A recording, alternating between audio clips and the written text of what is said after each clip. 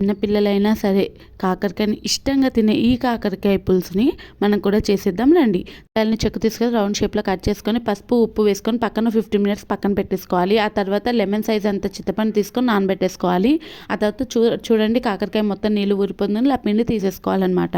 ఆ తర్వాత కడాయిలో ఆయిల్ వేసేసుకొని మొత్తం ఈ కాకరకాయలను వేసుకొని క్రిస్పీగా వచ్చేంత వరకు వేయించి పక్కన తీసుకున్నాక ఆ తర్వాత అదే కడాయిలో మనము ఆవాలు, జీలకర్ర, శనగపప్పు, మినప్పప్పు, ఎండుమిర్చి, పచ్చిమిర్చి, కరివేపాకు వేసుకొని ఆ తర్వాత ఆనియన్స్ వేసుకొని వేగిన తర్వాత అందులోనే అల్లం వెల్లుల్లి పేస్ట్ వేసుకొని అది కూడా వేగిన తర్వాత టమాటో పీసెస్ వేసేసుకొని అది ఆవిరికి ఉడికిపోయిన తర్వాత పసుపు, ఉప్పు, కారం, కొబ్బరి పొడి వేసేసుకొని బాగా వేయించుకోవాలి. ఆ తర్వాత అందులోనే చింతపండు జ్యూస్ ఉంటుంది కదా అది వేసేసుకోవాలి.